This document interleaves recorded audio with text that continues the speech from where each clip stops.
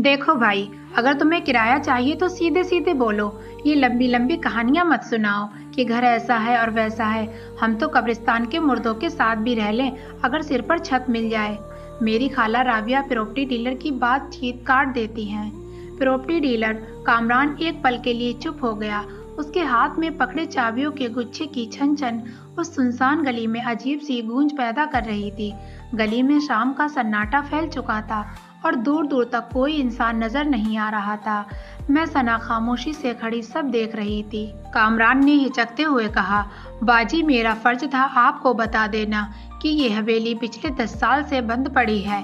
मोहल्ले वाले कहते हैं यहाँ रात को अजीब आवाजें आती हैं और मकान मालिक भी बड़ा अजीब शर्तें रखता है जिसे मानना मुश्किल ही नहीं नामुमकिन है।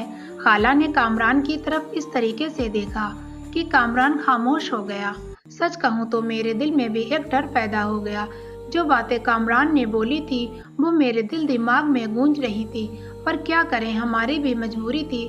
जिस तरह 2 हफ्तों से हम दर बदर की ठोकरें खा रहे हैं, के बाद अगर हमें कोई खंडर भी मिल जाता तो हम उसे गनीमत समझ लेते। फिर खाला ने मेरा कंधा थपथपाते हुए कहा, सना आयतल कुर्सी पढ़ो और अपने कदम को अंदर रखो। ये डीलर हम लोगों को डरा कर किराया बढ़ाना चाहता है, पर हम लोग बेवकूफ और पागल नहीं हैं। फिर खाला ने भारी लोहे के गेट को जोर से धक्का दिया। गेट चरमराया। उसकी आवाज ऐसी थी जैसे कोई पुराना राज अचानक जाग गया हो। अंदर का नजारा अजीब था। बहुत बड़ा सहन था जिसमें सूखे पत्ते बिखरे हुए थे। बीच में एक पुराना फव्वारा था जो शायद बरसों से सूखा पड़ा था। चारों तरफ दीवारें और उन पर जमी हुई काई बता रही थी कि इस घर ने लंबे समय से किसी का इंतजार किया है। खाला राबिया ने चारों तरफ देखकर खुशी से कहा, वाह सना, ये तो किसी महल जैसा है। जगह देखो कितनी बड़ी है। यहाँ मैं तो आराम से चारपाई डालकर धूप सेक सकती हूँ। मालूम नहीं क्यों मुझे वो जगह खुशगवार नहीं लगी। मुझे ऐसा लग रहा था जैसे इस हवेली की हर दीवार किसी पुराने दुख की कहानी सुना रही हो। हम अभी सहन का जायजा ले ही रहे थे कि ऊपर वाली मंजिल की बालकनी का दरवाजा खुला। एक नौजवान बाहर आया। उसका नाम था फरहान। उसकी रंगत बहुत सफेद थी और चेहरा बेहद संजीदा था। उसने काला कुर्ता पायजामा पहन रखा था। इस अंदाज में खड़ा था जैसे वो इस पूरी हवेली का मालिक ही नहीं बल्कि इस जगह का रखवाला भी हो। कामरान ने धीरे से कहा, ये है फरहान साहब, हवेली के मालिक। खाला राबिया ने मुस्कुरा कर सलाम किया। अस्सलाम वालेकुम बेटा, माशाअल्लाह बहुत अच्छे लग रहे हो, मगर इतना पीला चेहरा क्यों है? कुछ खाया पिया करो। खाला की बात सुनकर मुझे शर्म आ गई, लेकिन फरहान के चेहरे पर कोई बदलाव नहीं आया। उसने शांत मगर सख्त आवाज में कहा, लोग यहाँ पर रह सकते हो, पर मेरी 2 शर्तें हैं। खाला और मैं बिल्कुल चुप हो गई। वो बोला, पहली शर्त, आप लोग ऊपर वाली मंजिल पर नहीं आएंगे, चाहे कुछ भी हो जाए। खाला राबिया ध्यान से सुनती रही। दूसरी शर्त ये है, मगरिब के बाद छत पर जाना मना है। मुझे ये शर्त बहुत अजीब लगी, लेकिन खाला ने तुरंत कहा, मंजूर है बेटा, हमें तुम्हारी छत पर घूमने की क्या जरूरत है, हमें तो बस रहने के लिए जगह चाहिए। फरहान ने कुछ पल के लिए मुझे देखा। उसकी आंखों में एक अजीब सी गहराई थी, जैसे वो मेरे बारे में कुछ समझने की कोशिश कर रहा हो। फिर वो बिना कुछ बोले अंदर चला गया। 2 घंटे हमने सफाई में गुजार दिए। हवेली का नीचे वाला हिस्सा बहुत बड़ा था। 2 कमरे, एक लॉन्च और एक किचन। सब कुछ पुराना था मगर मजबूत था। मैं किचन साफ कर रही थी कि अचानक मुझे एक अजीब सी खुशबू महसूस हुई, जैसे चमेली के फूलों की। मैंने चारों तरफ देखा, लेकिन वहाँ कोई फूल नहीं था, कोई खुशबू वाली चीज नहीं थी। सफाई करते करते मुझे कई बार ऐसा लगा जैसे कोई मेरे पीछे खड़ा हो, लेकिन जब भी मैं मुड़ती वहाँ पर कोई नहीं होता। मैंने खुद को समझाते हुए कहा, ये मेरा वहम है या फिर इस वीरान जगह का असर है। शाम होते ही हवेली में अंधेरा फैल गया। बिजली अभी तक नहीं आई थी। खाला ने मोमबत्ती जलाई और हम खाना खाने बैठ गए। तभी ऊपर से एक अजीब सी आवाज आई, जैसे कोई भारी चीज घसीट रहा हो। फिर तेज कदमों की आवाज आई। मैं डर गई और मैंने खाला का हाथ पकड़कर कहा, खाला, लगता है ऊपर कोई दौड़ रहा है। खाला ने कहा, शायद उसके दोस्त आए होंगे। लेकिन अचानक सब खामोश हो गया। मुझे ये सब बहुत अजीब लगा। और हवेली में गहरा सन्नाटा छा गया। रात को गर्मी बहुत थी, खिड़कियां खुली थी मगर हवा नहीं आ रही थी। खाला तो थक कर सो गई मगर मेरी आंखों में नींद गायब थी। प्यास लगी तो मैं पानी पीने उठी। वापस आते समय मेरी नज़र खिड़की से बाहर गई। चांदनी पूरे सहन में फैली हुई थी। तभी मेरी नज़र ऊपर वाली बालकनी पर पड़ी। वहाँ फरहान खड़ा था। वो आसमान की तरफ देख रहा था और कुछ बड़बड़ा रहा था। उसके हाथ हवा में ऐसे घूम रहे थे जैसे वो किसी से बात कर रहा हो। लेकिन मैंने वहाँ पर सही से देखा, वहाँ पर कोई भी नहीं था। फिर मुझे अचानक ख्याल आया, क्या ये लड़का पागल है या सच में ये किसी अजीब चीज से बात कर रहा है। तभी उसने अचानक नीचे देखा। मुझे लगा उसकी नज़र सीधे मुझ पर पड़ी है। मैं घबरा कर पीछे हट गई और जल्दी से बिस्तर पर आकर लेट गई। मेरा दिल जोर जोर से धड़क रहा था। अगली सुबह की धूप ने रात का डर कुछ कम कर दिया था। खाला किचन में पराठे बना रही थी। मैं सहन में लगे नल से मुंह धोने गई। तभी गेट पर दस्तक हुई। मैंने दरवाजा खोला। सामने एक अजीब सी औरत खड़ी थी। उसकी आंखों में गहरा सुरमा था और गले में कई मोटी चैनें थी। वो मुस्कुराई। नहीं आई हो बीबी? मैंने सिर हिलाया। वो धीरे से बोली, हिम्मत है तुम्हारी जो इस हवेली में रहने आ गई। मेरे रोंगटे खड़े हो गए। ने कहा, आप ऐसा क्यों बोल रही हैं? तभी वो औरत बोली, कहते हैं यहाँ रात को रोने की आवाज़ें आती हैं और जो मकान मालिक छत पर रहता है वो कोई खास अमल जानता है और इस हवेली में लोगों की जानें नहीं ली जाती। इस हवेली में लोगों की खुशियाँ छीनी जाती हैं। ये सुनकर मैं बहुत ज़्यादा डर गई और मैंने दरवाजे को बंद कर दिया। दरवाज़ा तो मैंने बंद कर दिया पर जाते जाते उस औरत के अल्फाज मेरे दिल दिमाग में गूंज उठे। तभी मुझे एहसास हुआ कि शायद हम किसी साधारण घर में नहीं हैं, हम किसी खास घर में हैं और यहाँ पर कोई बड़ी दिक्कत ज़रूर है जो जल्द ही हमारी ज़िंदगी में बड़ा बदलाव लाएगी। मैंने खाला राबिया को सारी बात बताई जो वो औरत बोल कर गई थी। खाला ने हंसकर कहा, बेटी डरो मत, लोगों का काम ही है डराना। अगर हर बात सच होती तो दुनिया में कोई किसी के घर में रहता ही नहीं। उनकी बात में तसल्ली तो थी मगर मेरे दिल का डर पूरी तरह ख़त्म नहीं हुआ था। उस दिन के बाद मैंने हवेली को ध्यान से देखना शुरू किया। दिन में ये घर सामान्य लगता था, जैसे कोई पुरानी मगर शांत जगह हो, लेकिन शाम ढलते ही माहौल बदल जाता था, जैसे हवेली सांस लेने लगती हो। दीवारों पर पड़ती परछाइयाँ अजीब लगने लगती और सबसे अजीब बात ये थी, रात को अक्सर ऊपर से कदमों की आवाज़ें आती थीं। फरहान का अजीब व्यवहार था। फरहान दिन में बहुत कम नजर आता था। कभी कभी वो सहन में खड़ा आसमान देखता रहता। उसकी आंखों में हमेशा गहरी थकान होती थी। एक दिन खाला ने उससे पूछा, बेटा तुम अकेले इतनी बड़ी हवेली में रहते हो? फरहान ने सिर्फ इतना कहा, आदत हो गई है। फिर खाला ने कहा, तुम्हारे घर वाले कहाँ हैं? उसने कुछ पल चुप रहकर जवाब दिया, अब नहीं है। उसकी आवाज़ में ऐसा दर्द था कि खाला ने आके कुछ नहीं पूछा, लेकिन मुझे महसूस हुआ कि उसके अतीत में ज़रूर कोई गहरा दुख छुपा है। एक दिन मैं सहन साफ कर रही थी कि मेरी नज़र कोने में रखे एक पुराने गमले पर पड़ी। उसमें एक अजीब सा पौधा था। उसकी पत्तियां काली थीं, बिल्कुल गहरी काली। मैंने पहले कभी ऐसा पौधा नहीं देखा था। मैंने खाला को बुलाया, खाला ये देखो। खाला भी हैरान रह गई। तभी पीछे से आवाज आई, उसे मत छूना। मैंने मुड़कर देखा तो फरहान खड़ा था। उसकी नजरें उस पौधे पर टिकी हुई थी। मैंने पूछा, ये कैसा पौधा है? वो कुछ पल चुप रहा, फिर बोला, कुछ चीजें जितनी दूर रहें उतना अच्छा होता है। उसकी आवाज में चेतावनी थी। मैंने गमले से हाथ तुरंत पीछे खींच लिया। ऐसे ही काफी दिन गुजर गए, लेकिन फरहान की शर्त थी, मगरिब के बाद छत पर ना जाना। मेरे दिमाग में घूमती रहती, आखिर ऐसा क्या है छत पर? आखिर उसने हमें छत पर जाने से क्यों मना किया है? एक शाम मौसम बहुत गर्म था, हवा बिल्कुल बंद थी। खाला सो गई थी। मैंने सोचा थोड़ा ऊपर जाकर हवा ले लूं, शायद फरहान को पता भी नहीं चलेगा। मैं धीरे धीरे सीढ़ियों की तरफ बढ़ी। सीढ़ियां पुरानी थीं, हर कदम पर चरमराहट होती थी।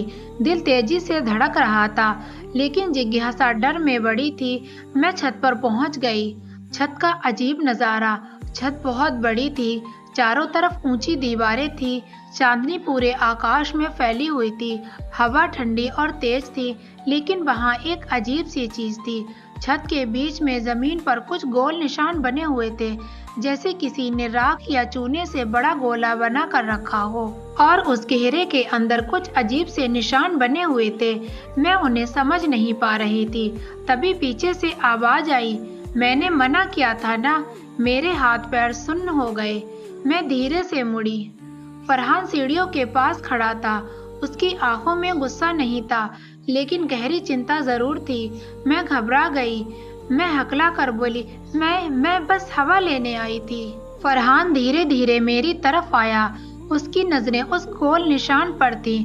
फिर उसने गहरी सांस ली। तुम नहीं समझोगी। मैंने हिम्मत करके पूछा, ये निशान किस लिए हैं? कुछ पल के लिए खामोशी छा गई। फिर उसने धीरे से कहा, ये सुरक्षा के लिए हैं। मैंने कहा, किससे? उसने मेरी तरफ देखा। उस वक्त उसकी आंखों में ऐसी गंभीरता थी कि मेरा दिल कांप गया। फिर उसने कहा, कुछ ऐसी चीजों से जिन्हें तुम नहीं देख सकती। मैं डर गई और मैंने कांपती आवाज में कहा, मतलब? लेकिन उसने जवाब नहीं दिया। उसने बस इतना कहा, अब नीचे जाओ।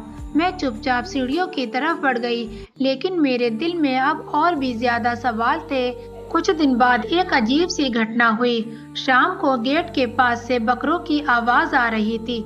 मैंने जाकर देखा, गेट के बाहर एक काला बड़ा बकरा खड़ा था। वो अजीब तरह से मुझे घूर रहा था। खाला ने कहा, अरे बेचारा रास्ता भटक गया होगा। उन्होंने गेट खोल दिया। बकरा धीरे धीरे अंदर आ गया।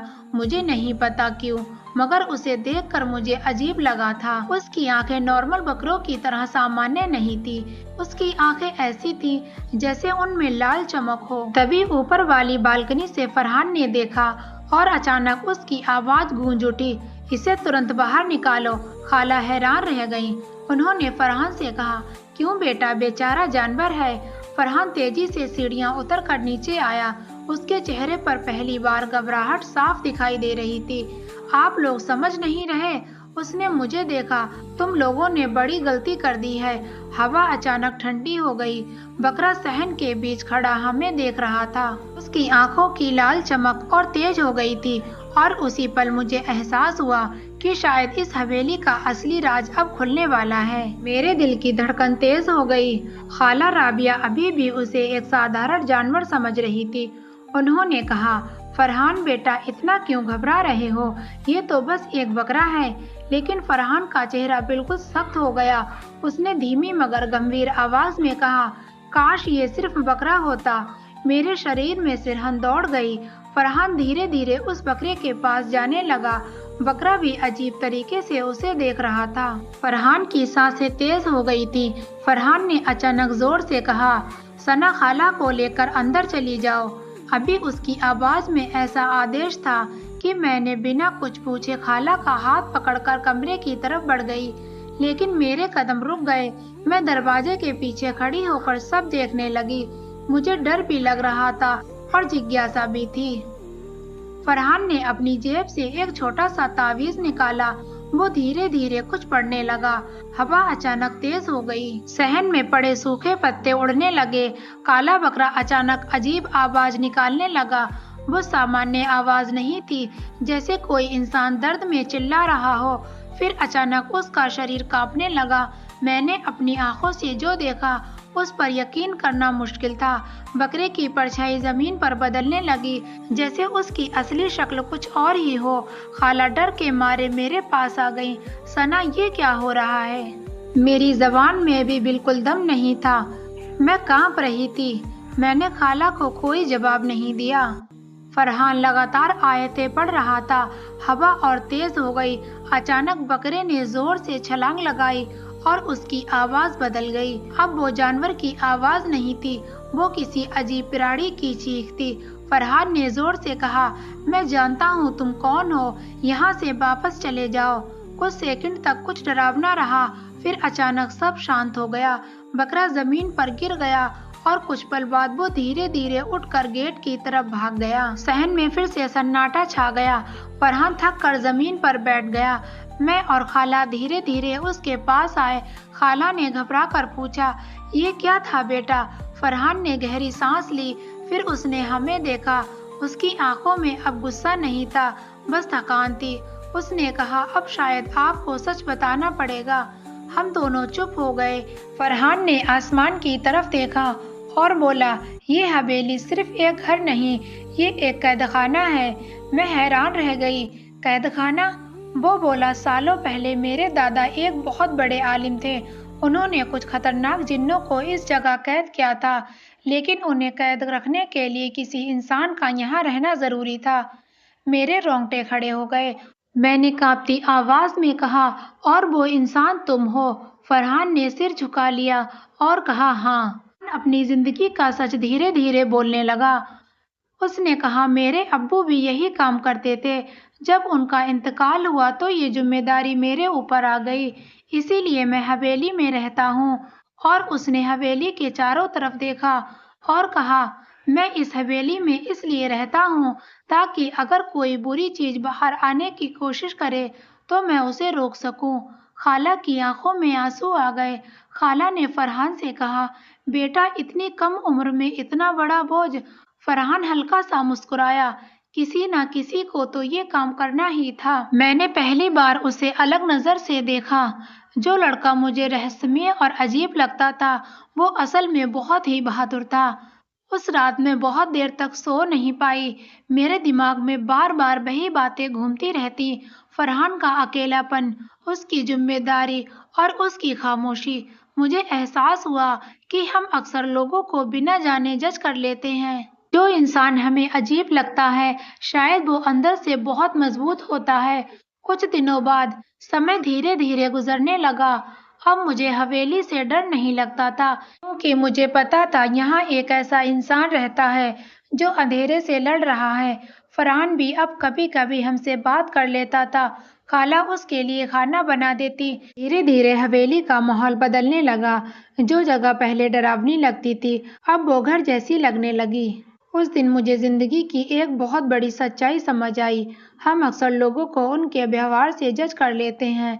अगर कोई खामोश हो तो हम उसे घमंडी समझ लेते हैं। अगर कोई अकेला रहे तो हम उसे अजीब समझ लेते हैं। लेकिन सच्चाई ये है, इंसान के दिल में एक ऐसी कहानी होती है जिसे हम नहीं जानते। फरहान जैसे लोग दुनिया में कम होते हैं, जो खुद अंधेरे में रहते हैं ताकि दूसरों की जिंदगी रोशन कर सकें। प्यारे दोस्तों, इस कहानी से हमें सबक मिलता है, कभी भी किसी इंसान को जल्दी जज मत करो, क्योंकि जो लोग सबसे ज्यादा रहस्यमय लगते हैं, कभी कभी वो सबसे ज्यादा नेक और बहादुर होते हैं। और याद रखो, अंधेरा कितना भी गहरा क्यों न हो, अगर इंसान के दिल में हिम्मत और ईमान है तो उसे कोई भी अंधेरा नहीं डरा सकता। प्यारे दोस्तों, आज की हमारी स्टोरी आपको कैसी लगी, कमेंट में ज़रूर बताएं। वीडियो को लाइक और चैनल को सब्सक्राइब करना ना भूलें।